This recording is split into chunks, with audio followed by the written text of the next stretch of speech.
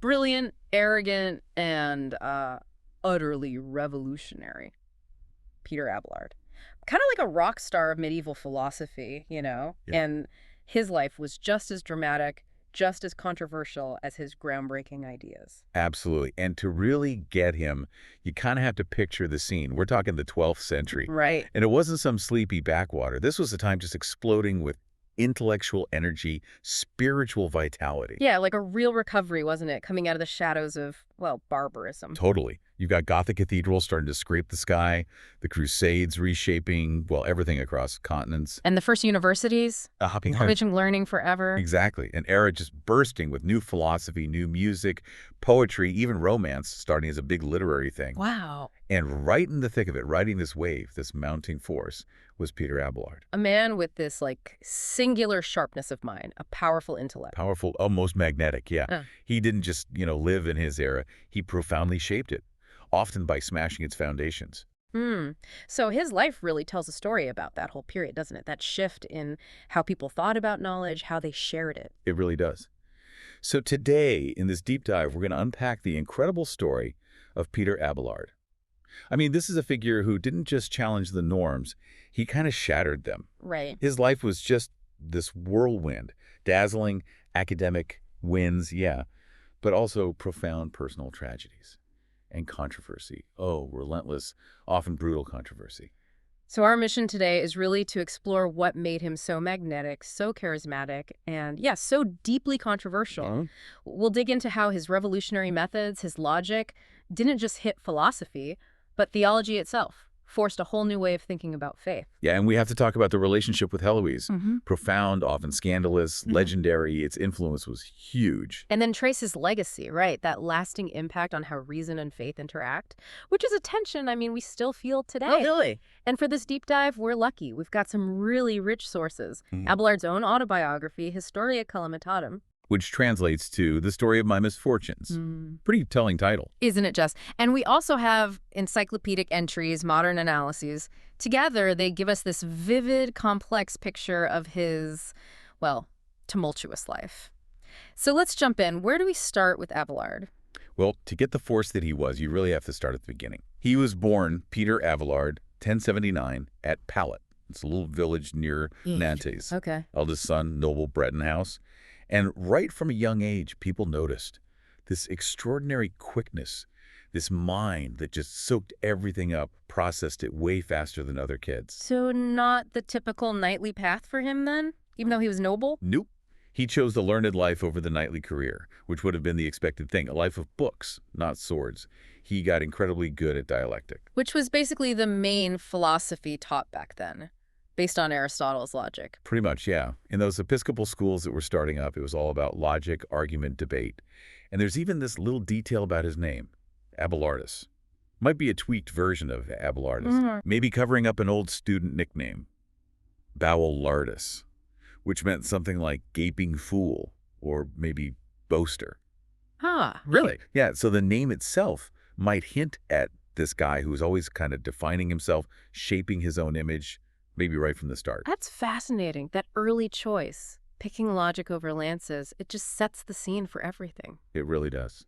And you mentioned the intellectual scene. We need to remember, this wasn't get scholars in dusty rooms, right? Not at all. Think more like a super competitive arena. These brilliant minds, they were the rock stars, drawing thousands of students, Wow. battling it out in public debates, challenging each other, showing off their skills in front of these huge audiences. It wasn't just about ideas. It was performance, spectacle, proving you were the smartest guy in the room. And Abelard's early life fits that perfectly, the wandering scholar thing. Totally. Wandering from school to school, seeking out teachers, but maybe more importantly, looking for intellectual fights to sharpen his debating skills. That was common for ambitious scholars then, like an apprenticeship in argument. And during this time, he apparently studied under Roscellinus, famous canon of Compiègne, big champion of extreme nominalism. Nominalism. Remind us, that's the idea that universals like humanity are just names, right? Only individual things are truly real. Exactly. Cream meant only individual things are real, the concepts are just puffs of air, basically. Yeah. The timing of when he studied with Roscellinus is a bit debated, but you can see the influence on Abelard's super sharp logical mind. Right. Because logic was his weapon. It absolutely was. And what's so captivating is how his, well, fierce personal ambition and that incredible skill with rhetoric, they were just perfectly tuned to the times. Mm-hmm. The 12th century really fostered this huge sense of individualism. And Abelard, he didn't just embody that spirit, he pushed it, master of dialectic. He was both a product and really a driver of this whole intellectual ferment, using that logic like a sword, like you said, to challenge everything, even the most established ideas and people. And then he hits Paris, young, under 20. Yep. Arrives in Paris, goes to the great cathedral school Notre Dame. And that's where his rise really takes off, like a rocket. Because he immediately picks a fight. Pretty much. He directly challenges William of Champeaux. Who was a big deal, a major figure there. The major figure. Leading realist, disciple of St. Anselm himself. Okay, so realism versus nominalism. Realism being the idea that those universal concepts are real, maybe even more real than individual things. That's the gist. Like, humanity exists as a real thing, apart from just individual humans. So Abelard challenging William wasn't just some minor quibble. Yeah. It was the start of this long, very public duel.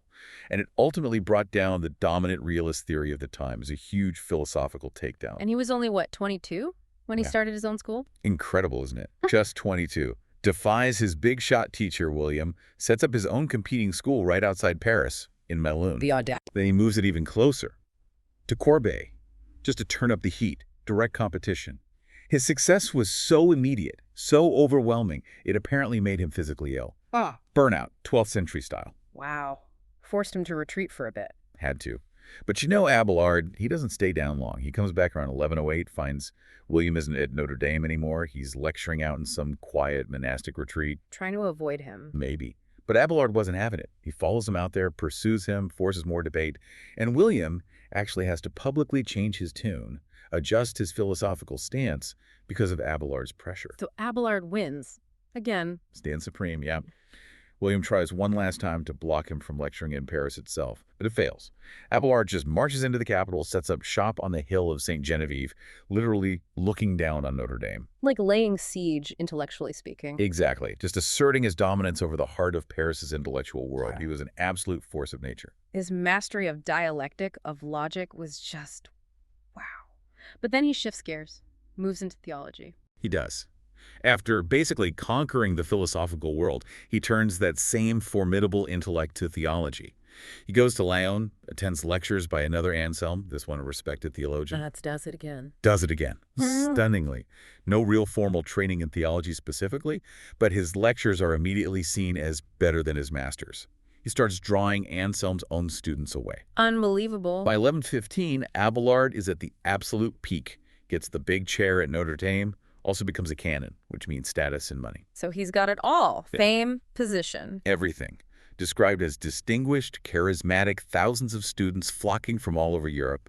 His teaching style apparently combined this incredibly sharp thinking with, like, a real grace and simplicity. Made complex stuff seem clear. But maybe success went to his head a bit. Well, he admits as much himself in his Historia Calamitatum. Says he's getting rich from student fees, everyone admired him, and he came to think himself the only philosopher standing in the world. Uh-oh. That sounds like pride talking. Definitely reveals that self-perception, that ego. Fueled his brilliance, no doubt, but yeah, it set him up for a fall. And this is exactly where the story takes that sharp turn, isn't it? Where it stops being just about intellectual battles and becomes about, well, raw human passion.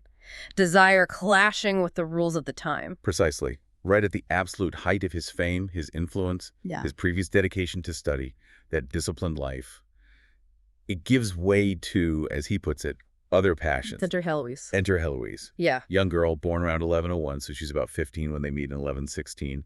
Noble family, living with her uncle, Canon Fulbert of Notre Dame, a man with some standing. And she wasn't just anybody. She was brilliant. Off the charts, brilliant. Could read Latin, Greek, and Hebrew, which was just astounding, even for the most learned men back then, let alone a teenage girl. Her intellect was truly exceptional. A serious mind. A very serious mind. And Abelard, full of confidence, maybe that ego kicking in, thinks he could easily win her over, because of his fame, his looks, his charm. So he gets himself into Fulbert's house as a boarder and, crucially, as Heloise's live-in tutor. Okay, that's convenient. Very. Gives him, as he says, unlimited power as her teacher, which he then, by his own admission, uses to seduce her. Oof. Even if he claimed real affection. Right, he says he did, and that she loved him back with unparalleled devotion. But that power imbalance is just stark, looking back. Yeah. And the affair quickly takes over everything, interferes with his work, gets known all over Paris. Apparently, he was even writing and singing love songs about her in public. Seriously? Seriously. Yeah. Everyone knew, except, apparently, her uncle Fulbert, who's seen way too trusting. Until Heloise gets pregnant. Then the whole thing just explodes. what does Abelard do? Panic. Seems like it. He whisks her off to Brittany, his homeland, where she has their son, Astrolabe. Astrolabe. Wow, that's a name. Isn't it? Very intellectual. Anyway, to try and smooth things over with Fulbert, who's obviously furious, and crucially, to protect his own church career prospects, Abelard suggests a secret marriage. Secret, because marriage would kill his career in the church. Pretty much. Clerical celibacy wasn't universally enforced yet, but for someone with his ambitions, marriage was a serious obstacle. But here's where Heloise shows incredible foresight. She objects. Strongly. She argues against the marriage, tells him not to sacrifice his independence, his future as a scholar. She sees it as a disaster waiting to happen for him. She thought marriage would hold him back, ruin his brilliance. That's exactly her argument.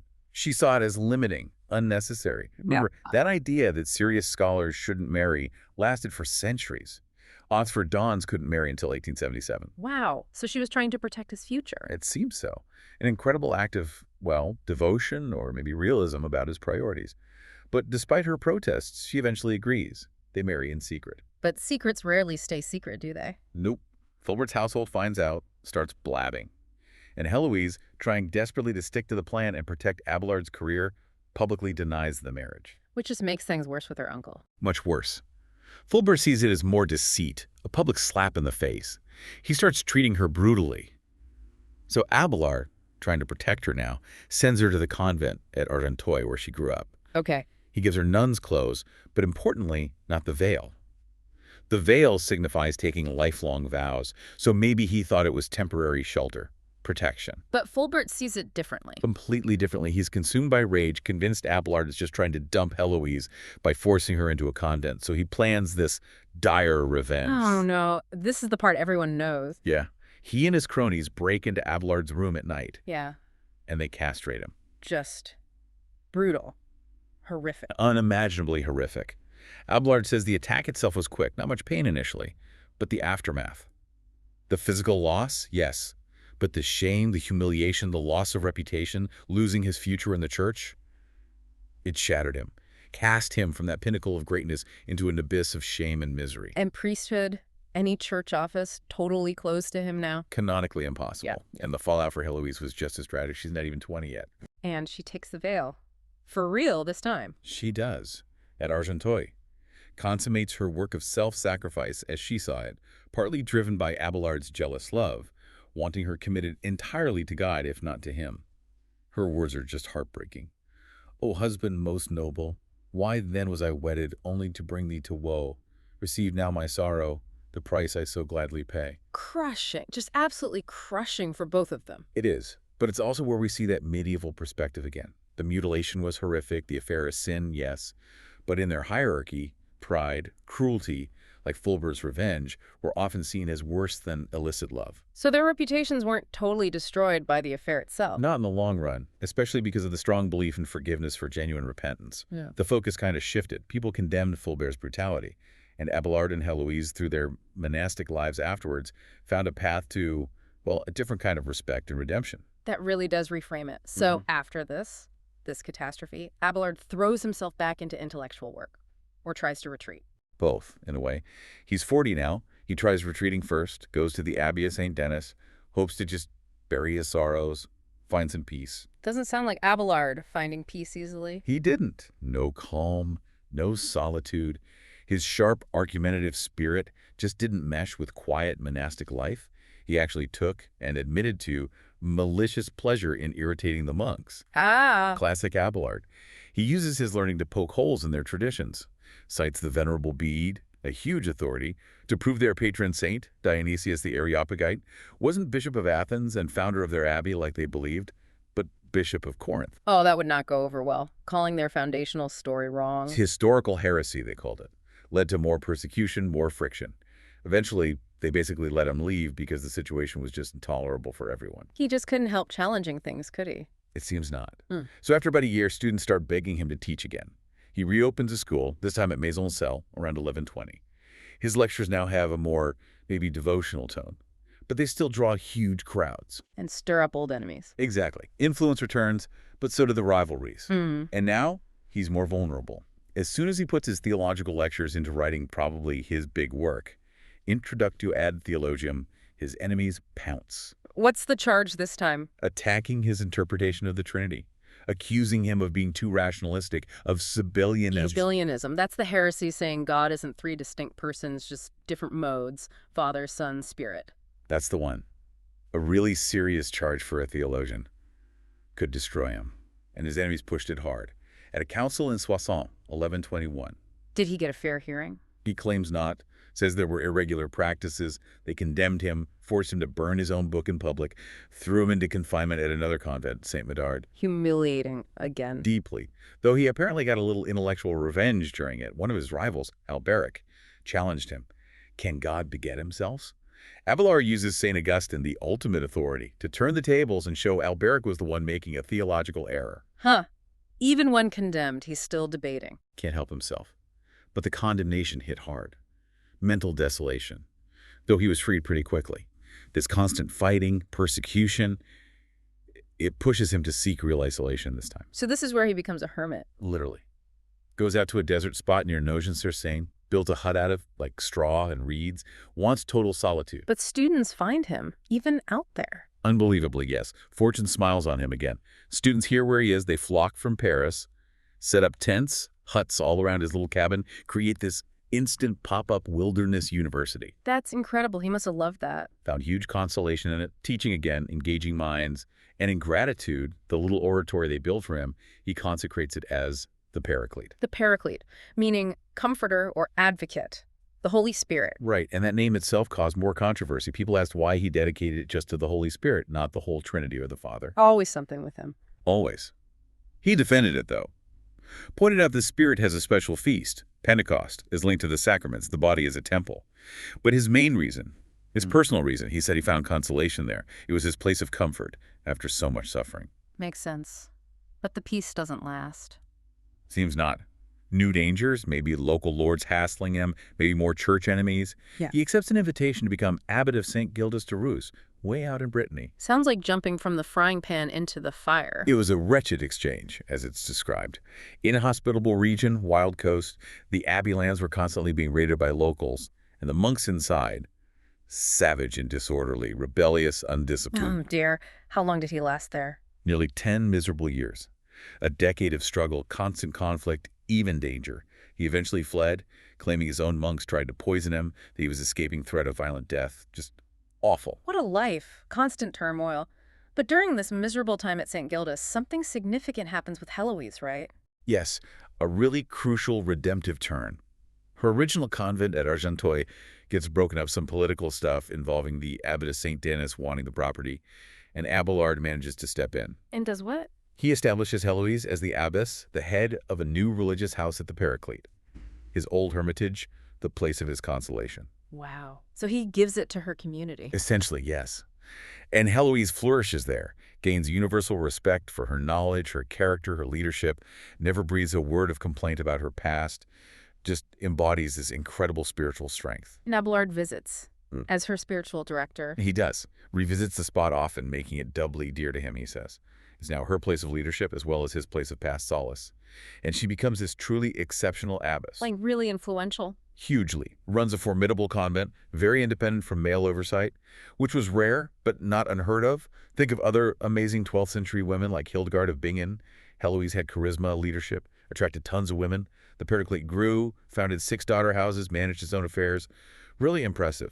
That is amazing. So Heloise isn't just the tragic figure. She becomes this powerhouse leader in her own right, building this whole community. Absolutely. A major intellectual and spiritual force. And then, after Abelard flees St. Gildas, he writes that autobiography, the Historia Calamitatum. Sends it, supposedly, to a friend to console him by comparison. Right. My life is worse than yours. A bit self-pitying. Maybe a bit, but also deeply vulnerable. And Heloise gets hold of it.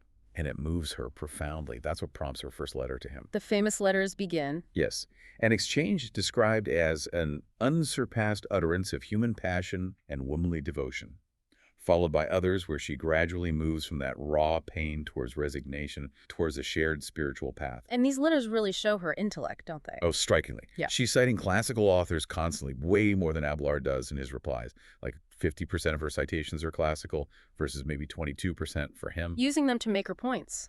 Exactly. To strengthen her arguments, express complex feelings. She develops this idea, influenced by St. Augustine, of rightly ordered loves, basically arguing that making a human love an idol, putting it above God like they did, always leads to suffering. Wow, so she's critiquing their past. Implicitly, powerfully, suggesting that true fulfillment requires that higher transcendent love for God. It raises that question. Was their relationship, starting so tragically, ultimately redeemed through this shared scholarship, this spiritual journey in the letters? It feels like a transformation. And she had her own theological ideas, too, not just echoing him. Definitely. You see it in unexpected places, like her rules about food for the nuns. She argues, using St. Paul, that the spirit you eat in matters more than the food itself. God made all food good, basically. Right. Don't get hung up on rules about what not to eat. Focus on avoiding vice. How did that compare to Abelard's rules for the Paraclete? Quite different. Abelard prescribed a much more traditional restricted diet, limited meat, linked food to temptation, Esau, Adam and Eve. It shows a real fundamental conflict. Heloise is championing this more nuanced spirit-focused freedom while he's sticking to more conventional ascetic rules. Fascinating. She wasn't afraid to disagree. Not at all. And her liturgical innovations at the Paraclete were way ahead of their time. Developed unique hymns, a special calendar of saints' days. This was happening before the big Cistercian reform swept through Europe. Really? Like what? Well, there's a special Low Sunday service, a procession for the dead, time for the anniversary of Abelard's death. That was largely her creation, reflecting this communal, maybe female sensibility of remembrance. And the hymns. Abelard wrote some, but she shaped the overall feel. It seems so. Many hymns used there, whether by him or inspired by him, focused on figures like Mary Magdalene, fallen women, finding redemption. They stressed women's spiritual equality, sometimes even superiority in faith. Saints who won battles or rejected suitors for God. Some saints honored were even women disguised as monks. Wow. So she was actively using the liturgy to elevate women, give them a prominent place. It really looks that way. A deliberate effort to uplift women within their spiritual world. Okay, let's shift back to Abelard's big intellectual contributions. Beyond dialectic, he really shook things up in theology proper, right? Especially atonement. Oh, massively. Yeah. He looked at the dominant theories of atonement, how Christ's death reconciles us to God, and said, nope. The main ones being? The ransom theory, the idea that Christ's death was a payment to Satan to free sinners.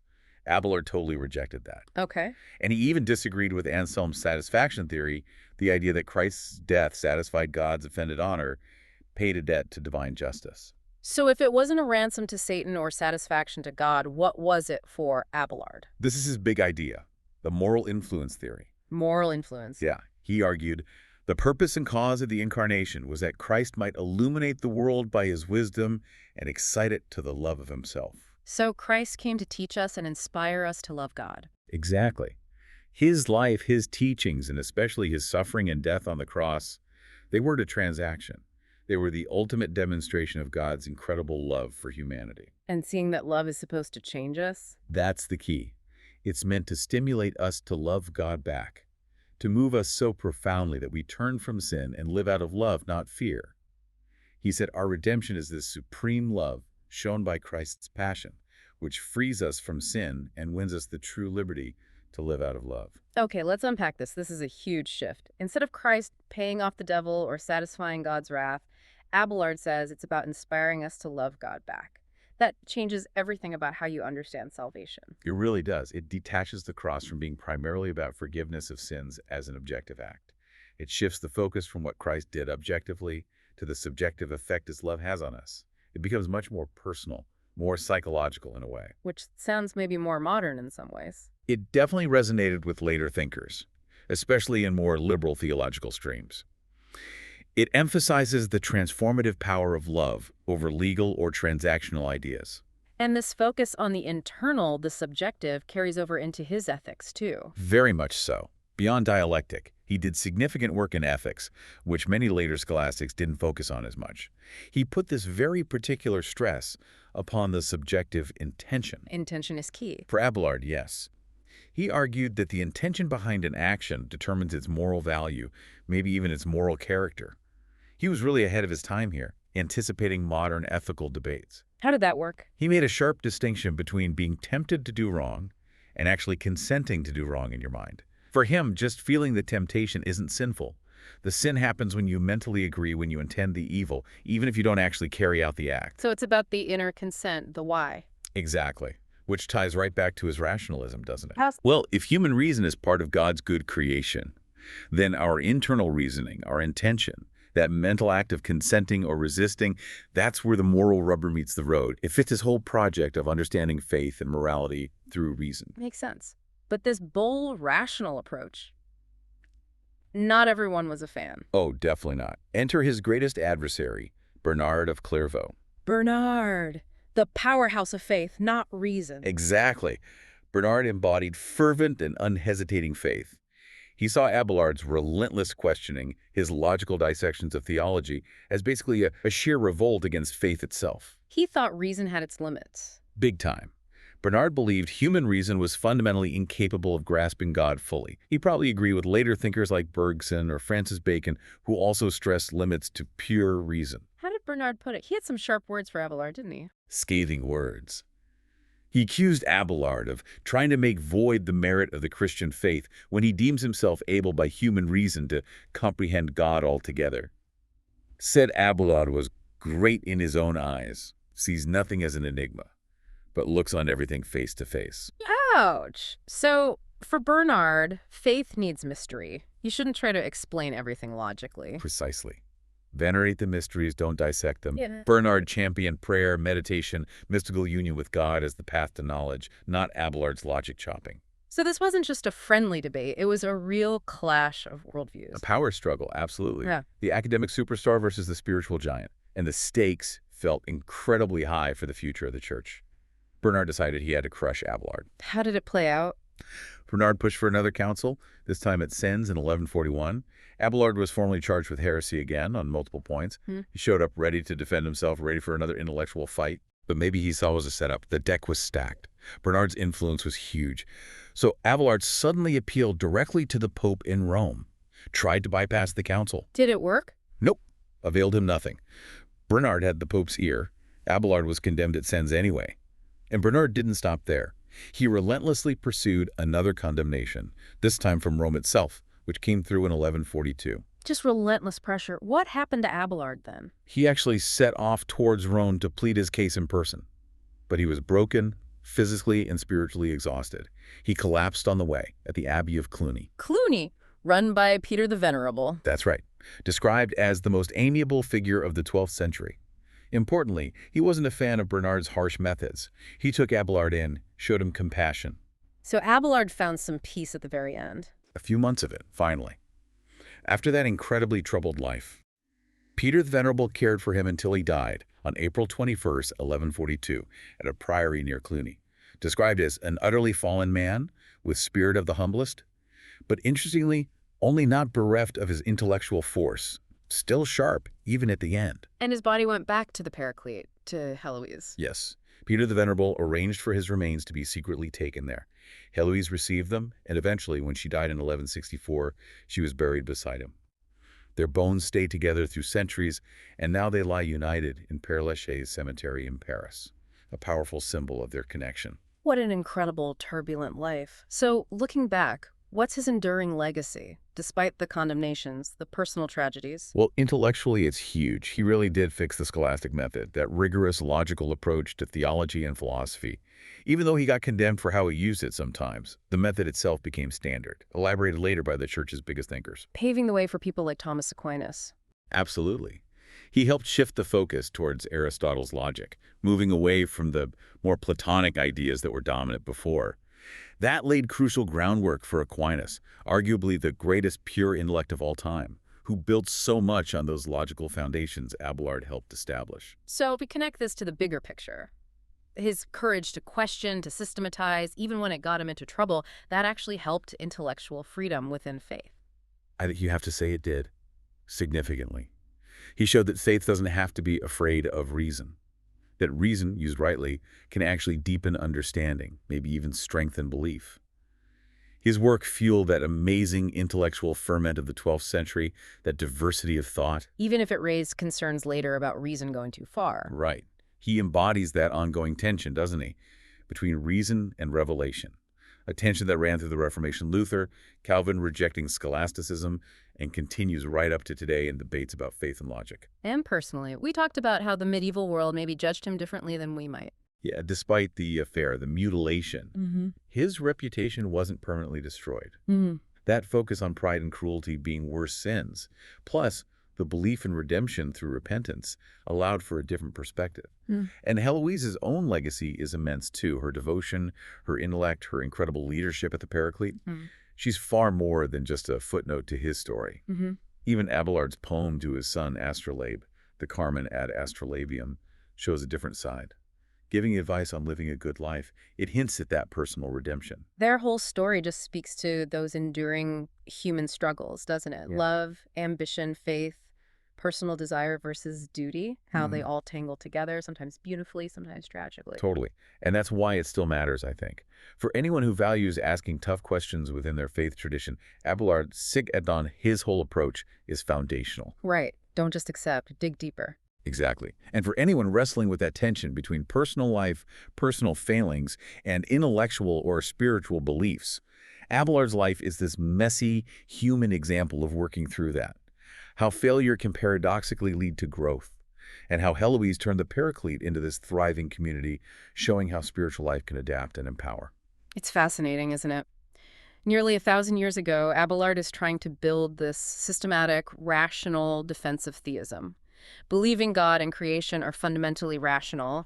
And today, you hear echoes. Someone like Larry Sanger, co-founder of Wikipedia, talks about building a systematic defense of theism, calling hard questions the lifeblood of understanding God better. It's this enduring quest. It really is. So it leaves us with a provocative thought, maybe. Considering this long history, this drive for rational understanding within faith, what happens when our own reason leads us to conclusions that make us uncomfortable?